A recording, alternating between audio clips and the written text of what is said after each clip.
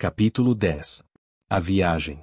Toda a noite durou a azáfama para deixar tudo bem arrumado e estivado, enquanto carradas de amigos do Morgado, o Sr. Blandly e outros vinham ao largo para nos desejarem os votos de boa viagem e feliz regresso. Nunca na Almirante Benbow, quando era eu a fazer metade do serviço, tínhamos passado uma noite semelhante, e estava completamente estafado quando, pouco antes do amanhecer, o contramestre apitou e o pessoal começou a manobrar as barras do cabrestante.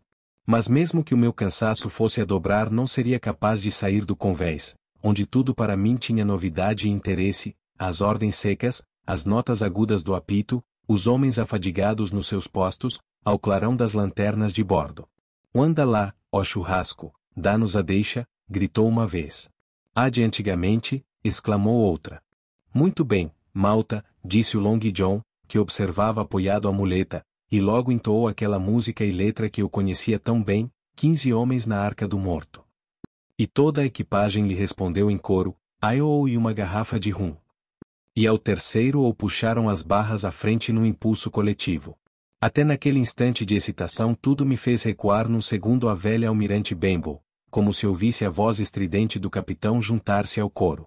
Mas logo a âncora foi suspensa e ficou fixa avante, a gotejar. Logo as velas principiaram a puxar-nos, a terra e os navios a deslizar de ambos os lados. Antes que pudesse estender-me para arrancar uma hora de sono, o Espanhola tinha começado a viagem à Ilha do Tesouro. Não vou narrar a viagem em pormenor. Tudo correu bem.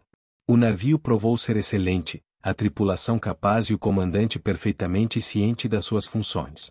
Mas antes de chegarmos à Ilha do Tesouro ocorreram 2 ou 3 coisas que merecem ser contadas. Em primeiro lugar, o Sr. Errol revelou ser ainda pior do que o capitão tinha receado. Não tinha autoridade sobre os homens, e as pessoas faziam dele o que lhes apetecia. Mas isso não era o pior, porque logo no começo da viagem começou a aparecer no convés com olhos turvos, face vermelha, voz entaramelada e outros sinais de embriaguez. Repetidas vezes foi repreendido e mandado recolher, outras, caiu e arranhou-se.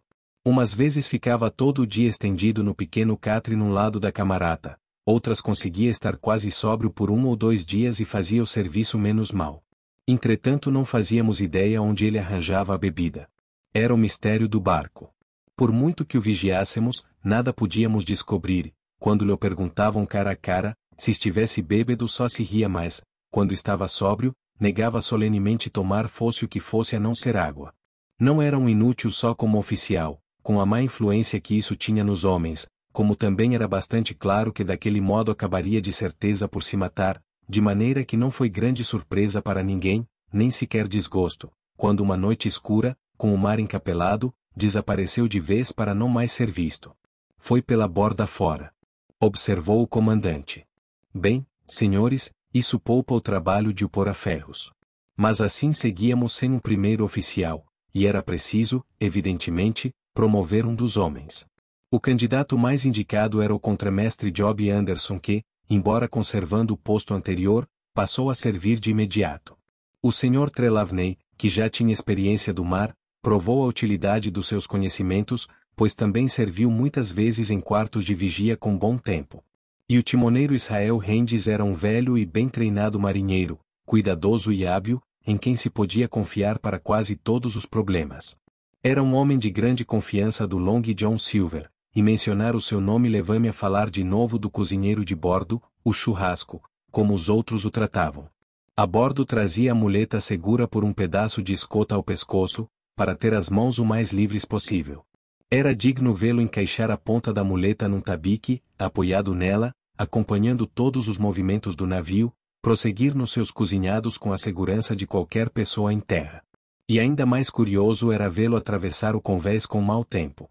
Tinha mandado esticar um cabo ou 2 para o ajudar a atravessar os pontos mais largos, chamava-lhes os brincos do Long John, e deslocava-se de um para outro lugar, ora empregando a muleta, ora levando-a de rastos pelo cordão ao pescoço, tão rápido como qualquer outro que pudesse caminhar. Mesmo assim, alguns dos que antes tinham viajado com ele lamentavam vê-lo tão diminuído. "Não tem nada de vulgar, esse churrasco", dizia-me o timoneiro. "Teve boa educação quando era novo, e é capaz de falar como um livro se lhe apetecer, e de uma coragem, um leão à beira do Long John não é nada. Já o vi agarrar 4 de uma vez e dar-lhes cabo das cabeças, e desarmado. Toda a equipagem o respeitava e até lhe obedecia. Tinha uma capacidade de comunicar com qualquer um e de prestar a todos pequenas atenções. Para mim era de uma amabilidade incomparável, e sempre satisfeito de me ver na cozinha, que mantinha limpa como nova, os pratos rebrilhavam alinhados, ao alto, ao canto, o papagaio numa gaiola. Manda daí, Hawkins, dizia, anda cá conversar com o John. Ninguém é mais bem-vindo que tu, meu rapaz. Senta-te aí e ouve as notícias.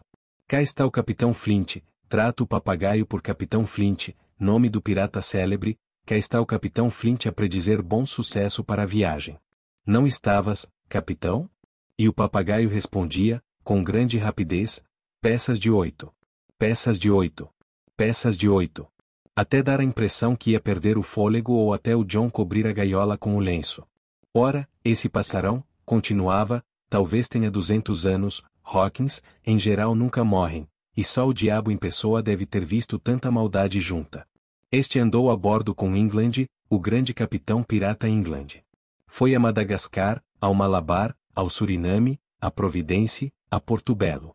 Esteve na recuperação das cargas de prata naufragadas. Foi lá que aprendeu a dizer peças de 8, e não admira, eram 350.000, Hawkins. Esteve na abordagem do barco vice-rei das Índias, ao largo de Goa, lá isso esteve, e ao olhares para ele ainda te parece criança. Mas tu cheiraste a pólvora, não cheiraste, capitão? Apostos para largar, guinchava o papagaio. Ah, lá jeitoso é ele, dizia o cozinheiro, dando-lhe do bolso um torrão de açúcar, enquanto o papagaio debicava as grades com uma série de pragas, numa imitação de malvadez. Ora aí tens, acrescentava o John, a gente não pode mexer no peixe sem se sujar, rapaz. Aqui está este meu velho pássaro inocente a queimar uns palavrões, e podes ter a certeza que nem sabe o que diz. Por assim dizer, era capaz de dizer o mesmo ao padre, e levava os dedos à pluma do chapéu com tal solenidade que me fazia pensar ser a melhor das criaturas. Entretanto, o Morgado e o capitão Somolet ainda se mantinham muitíssimo distantes um do outro. O Morgado não disfarçava nada, desprezava o capitão. Este, por sua vez, só falava quando se lhe dirigiam e era sempre exato, breve e seco, de um laconismo bem medido. Convencido por falta de argumentos, admitia que talvez se tivesse enganado quanto à tripulação, que alguns dos homens eram tão aptos quanto podia desejar, e que era bom o comportamento de todos. Quanto ao navio, tinha-se-lhe afeiçoado por completo.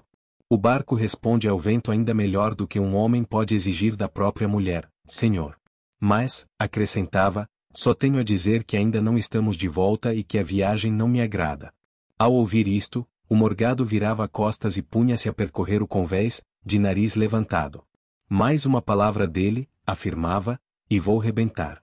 Tivemos algumas borrascas, que apenas serviram para comprovar as excelentes qualidades do Espanhola. Todos pareciam bastante satisfeitos, e caso contrário seria gente impossível de contentar, pois creio bem que nunca se vira uma companhia tão paparicada desde que Noé se fizera ao mar. A dose dupla de grog era distribuída ao menor dos pretextos, em dias especiais havia doce, como por exemplo sempre que o Morgado soubesse que alguém fazia anos, e um barril de maçãs ficava sempre aberto de fresco à meia nau, para quem quisesse servir-se. Que eu saiba isto nunca deu bom resultado, observava o capitão ao Dr. Livesey. Estragar os homens com mimo faz deles diabos. É o que penso. Mas algum bem veio ao mundo pelo barril de maçãs, como vão saber, pois se não fosse isso não chegaríamos a percebermos-nos do perigo e podíamos ter todos morrido à traição. Passo a contar o sucedido. Tínhamos apanhado os ventos alísios para colocar a brisa a nosso favor na demanda da ilha, não me é permitido ser mais claro, e para lá vogávamos com vigia constante dia e noite, em boa velocidade. Pelos cálculos mais largos, devíamos estar cerca do último dia da viagem de ida. A qualquer altura da noite ou, o mais tardar, antes do meio-dia seguinte, devíamos avistar a Ilha do Tesouro. Seguíamos para sul-sudoeste, firmes no curso da brisa e com mar calmo. O Espanhola, em balanço regular, banhava a cada passo o pau da proa numa cabeleira de espuma. De baixo até acima, todo o pano puxava, era geral a melhor das disposições, pois chegava ao termo a primeira parte da nossa aventura. Foi logo a seguir ao sol posto, quando tinha terminado o meu serviço e me preparava para deitar, que me apeteceu comer uma maçã. Saltei ao convés. O vigia estava todo avante à espera de ver a ilha. O da ré ocupava-se em manter o pano no curso da brisa e assobiava para si próprio, o que era o único som além do marulho das ondas em redor do barco. Trepei para dentro do barril, para descobrir que estava quase completamente vazio. No entanto, sentado ali na escuridão e com o som do mar a juntar-se ao baloiçar do navio, teria dormitado, ou estava a ponto disso, quando um homem se sentou com estrondo, mesmo encostado ao barril. Este estremeceu com o encontrão, e ia eu a saltar lá de dentro quando o homem começou a falar. Era a voz do Silver. Mal teria dito uma curta dúzia de palavras, já eu tinha decidido não me mostrar por nada deste mundo, mas antes quedar-me ali, a tremer e à escuta, no limite do medo e da curiosidade, pois aquela dúzia de palavras dera-me a entender que as vidas de toda a gente séria que havia a bordo só de mim dependiam.